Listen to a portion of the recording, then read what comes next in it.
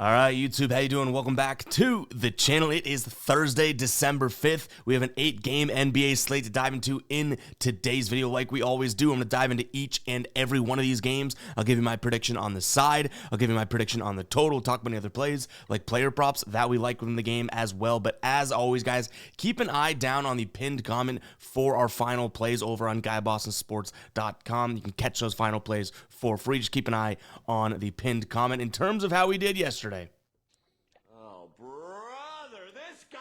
yeah, a 1-4 night, not the best. We've had some high of highs, like we're coming off of a 2 night the night before, right back down to earth with a 1-4 night. Not the best yesterday. In fact, all of those spots, like the Pacers were getting blown out. You look at it, oh, they only lost by 9 only. They were losing by like 20 at one point. Zubac had 4 points. Brook Lopez, we've taken him twice in a row now. He's let us down. And then our parlay sold as well. So Magic Moneyline being the only cash. We clearly were looking at the board like this yesterday with something in front of our eyes because Magic Moneyline being the only one that cashed. And that I can even admit was kind of lucky because we rolled with that before all the Sixers injury news. And by the time it closed, it was like minus 200. So yeah, even the one that we won was kind of like a luck of the draw type one. But you know what? The ride of the day does come through. We'll pump in some damn crowd noise for Captain Cook here. Taurean Prince over 1.5 3-pointers made.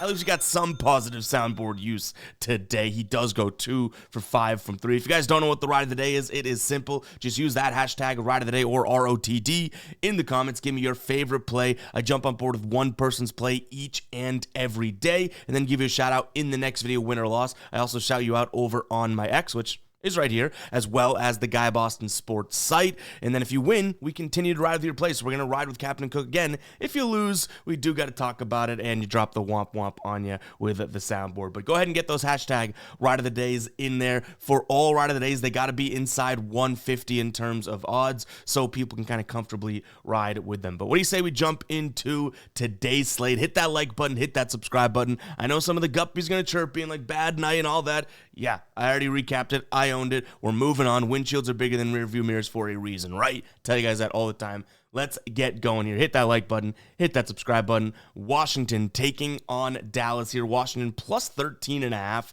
I think I've seen some 14s out there as well. The total is at more like 235 right now at the time of recording, so that's a little outdated as a graphic.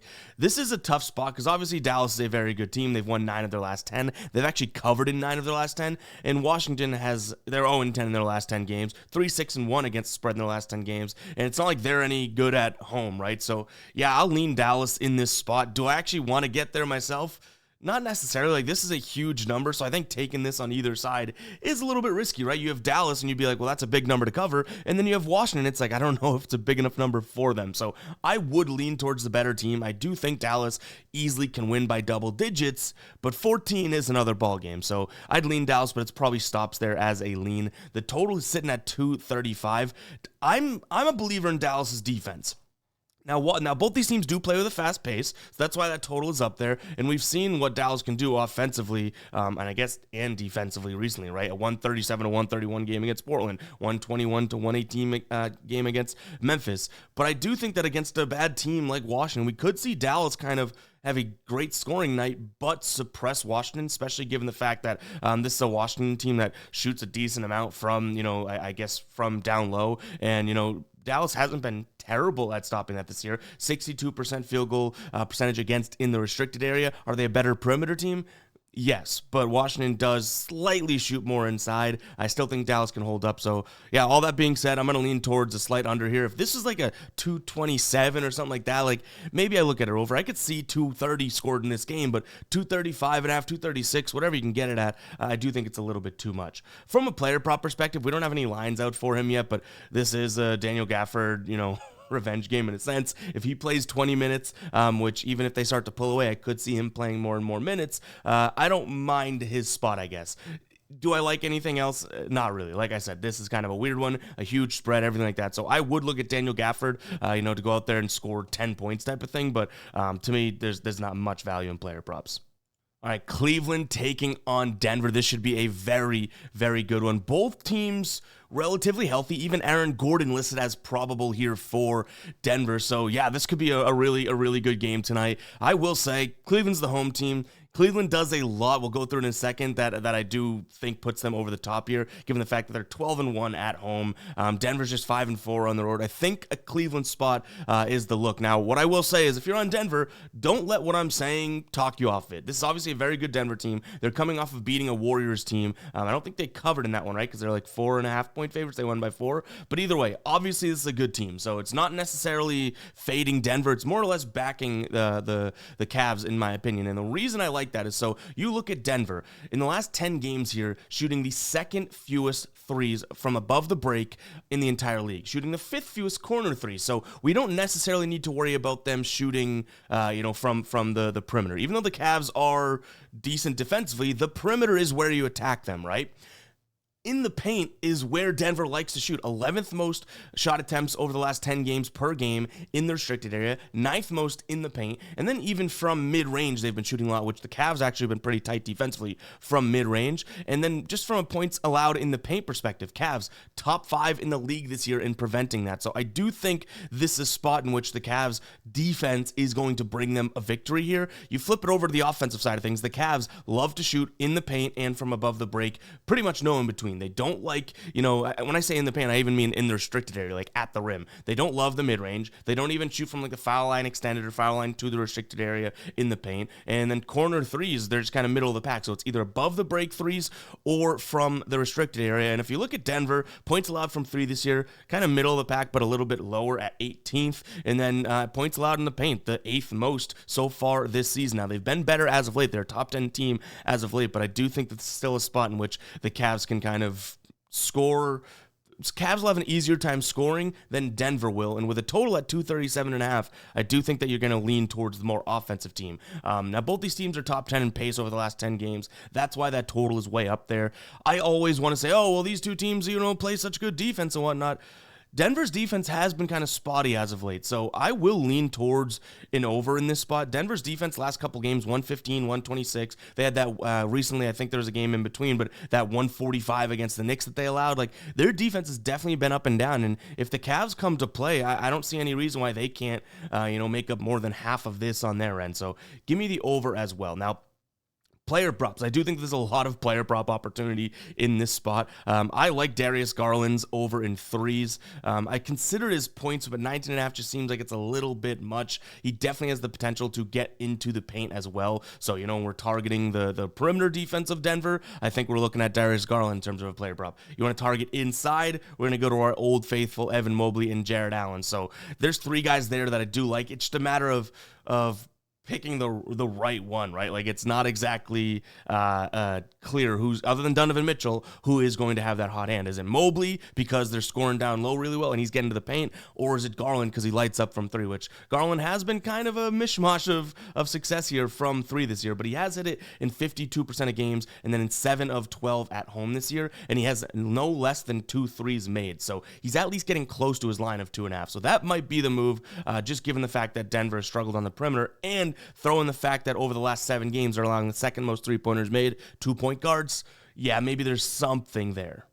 All right, guys, real quick, before we do move on with the rest of the slate, I want to talk to you about Sleeper. I know we're talking round ball here, but there is Thursday Night Football tonight, and Jordan Love has a square over there, 0.5 passing yards. 0.5 passing yards for one of the best quarterbacks in the league. If you guys don't know what Sleeper is, it is an awesome DFS app in which you pick more or less based on player set projections, like this 0.5. Which way are we leaning? Yeah, towards the more, right? You pick more or less on their set projections. You put them in an entry 2, 3, 4, 5. The more you win, the more you get paid out. What's really cool about Sleeper is that each and every play that you throw into your entry will change the payout dynamically. They don't follow a fixed payout structure like a lot of other apps. 2 for 2 is 3x. 3 for 3 is this, that. No. Each and every play you throw in there, and you can win up to, I think it's 100 times over on Sleeper, which is really, really cool, guys. And you're going to get a deposit bonus of up to $1,500. $1,500.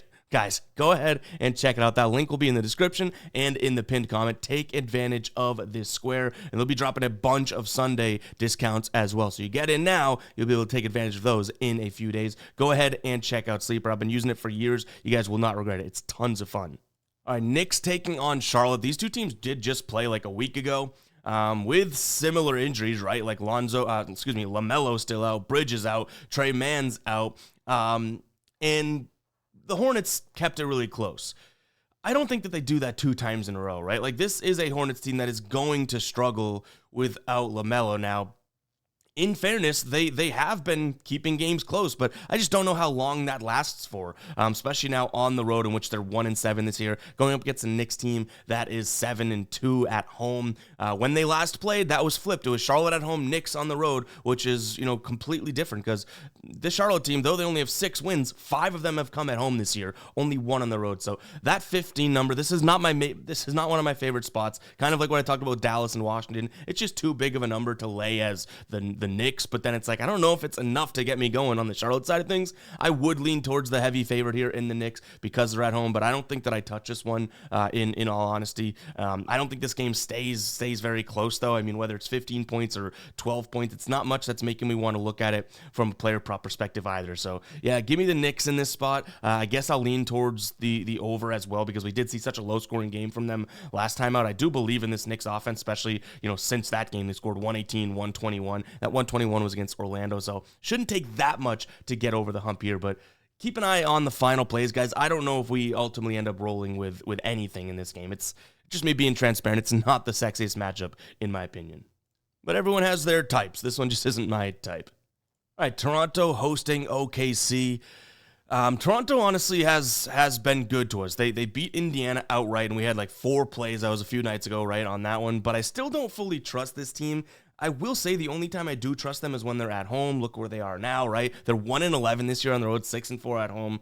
But this line is down to 8.5 now. I know the graphics is 9.5. This OKC team should fit the bill to be sort of a kryptonite-esque team for Toronto. Toronto loves to shoot at the rim and in the paint and does not shoot a lot from the perimeter. OKC's a good perimeter defense, but they're the number 1 team at preventing points in the paint so far this season. In the last 3, they're a top 5 team. On the road, they're number 1 team as well. So, yeah, I can't look at this and say Toronto's going to score easily, which is going to become a problem if they need to keep this game, in single digits. So I will lean towards OKC in this spot at 9.5. I do understand that it's a big number, and honestly, Toronto's been a pretty fair team ATS, right? 15-7 this year against the spread at home. They've covered in 80% of their games. So if you like that number at 9.5, sure. I think if Holmgren was playing, this would be kind of a no-brainer on the OKC side. But obviously with him out, they're banged up a little bit. I'm going to go towards another big favorite here, much like Dallas, much like the Knicks. Yes, it kind of pains me just to lean even towards these big numbers, but they're just not big enough for me to get to the underdog side. Like, I think this is a good Toronto 12.5 spot.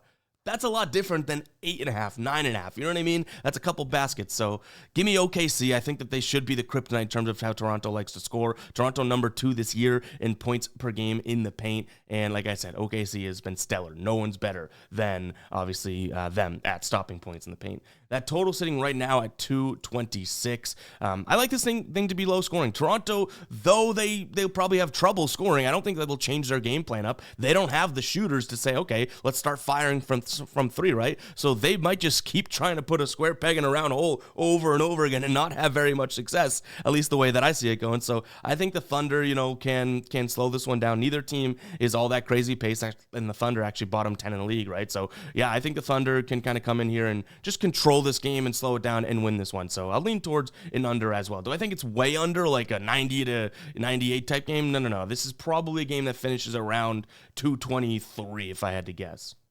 All right, Pelicans taking on Phoenix. All right. I'll sound the psycho alert alarm. A lot of you guys know what that means. It means whatever I'm throwing out here could be a little crazy. I don't mind the Pelicans in this spot. Now, hear me out before you press the dislike button on the video. The Pelicans have lost 9 straight games. In those 9 games, they're just 3-6, I believe, against the spread, right? And Phoenix, not exactly playing great basketball. I mean, they beat Golden State, good for them. They beat San Antonio, good for them. They're 2-0 in their last 2 games, 2-0 against the spread. But this New Orleans team, I do think matches up kind of well against them. Now, it's going to take some New Orleans stepping up from the perimeter, because if Phoenix starts to to light it up from deep and whatnot, it's going to be tough for the Pelicans to keep it up. But what I will say, and the reason I don't mind the Pelicans in this spot, is though they're not scoring a lot of points in the paint now, they've been super injured. By the way, huge caveat here is if the Pelicans are healthy tonight, right? And by healthy, I mean if Herb Jones and Ingram play. Those are two guys that I'm looking to play. Even Missy, I think, is a game time decision, but listed as probable. We know Zion's out. We know Hawkins is out in Alvarado. So those guys I'm okay with. I need Ingram in this one especially, then Jones, and hopefully Missy as well, okay? So when I lean Pelicans, it's coming down to the injury report. But back to what I was saying is that the Pelicans, in the last 10 games in terms of shooting zone frequency rank, meaning how many times that they shoot from these zones, 10th in the restricted area, so top 10 team at shooting in the rim, right?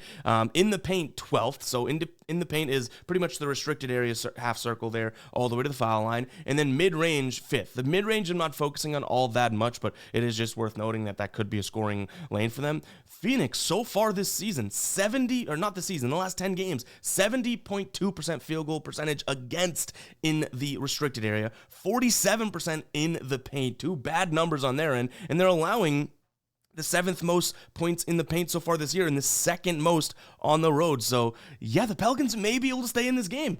I'll sound the damn psycho alert alarm again, but I know it's kind of crazy. I do think that this is a spot for the Pelicans, and throw in the cherry on top that Kevin Durant is out for Phoenix for a little bit too, right? It's like, okay, well, now their best player isn't playing.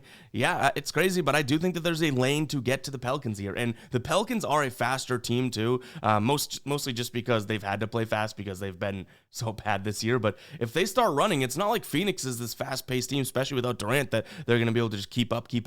So I think there's a lot of reasons to like the Pelicans here. Screw it. Pelicans plus the 2.5. Let me know in the comments right now if you're watching this if I'm crazy. Mention the Pelicans and the Suns game. Is the psycho alert alarm worthy of psycho? I would say that's an obvious yes, but am I crazy to make that argument for the Pelicans, a team that has been so bad and we've ragged on this channel? Let me know in the comments, because I could definitely see some people being like, huh? Like a head-scratching moment of why you taking the Pelicans. But I think, I'll probably be eating crow, but mark my words, I think this could be a decent one. I'll also lean towards the over, because if I like the Pelicans, they don't play good defense, right? So we should see some points here. And honestly, I've already racked my brain on this game in terms of finding those lanes for the Pelicans. I haven't had much time to look into player props in this one, honestly. So if we add anything, it'll be in the final plays, and I'll give a little snippet or a blurb as to what my rationale is if we do end up adding or rolling with anything over on the Guy Boston Sports site with the final plays. All right, Spurs taking on Chicago. This is another game. I'll already just jump to it. I don't have any player props as of right now in this one, but I do have a play that I'm definitely kicking around, and it's actually just looking at the under in this spot. Both of these teams have been very strong from a quantity and a quality perspective of shooting threes this season. And this is not the worst, I guess, matchup for either one of them. San Antonio is a top 10 team in terms of preventing points from three so far this season. Last 3 games, they're 9th. And what I'll say about Chicago is on the road, they're a top 11 team at preventing three. So if both these teams are just going to huck, I don't see how, they score easily. And 236 is way up there. Now, it's because Chicago's been playing so fast. San Antonio's kind of up the tempo as well. So I do totally understand it, but I'm going to lean towards an under. I think that we're snagging a high line at a pretty good spot here. In terms of injuries, no Wembanyama for the Spurs either, so it's like he's a huge point scorer for them. Zach Collins isn't going to just fill in those roles. Trey Jones is out. He's a facilitator, so there's guys that are missing that I do think, contribute towards points. You flip it over to the Chicago side of things, Kobe White's out. So this line is set to me as if these players are playing and they're going to contribute to points and whatnot. And Josh Giddey's also listed as questionable. It's like there's a lot of guys in this game that I think matter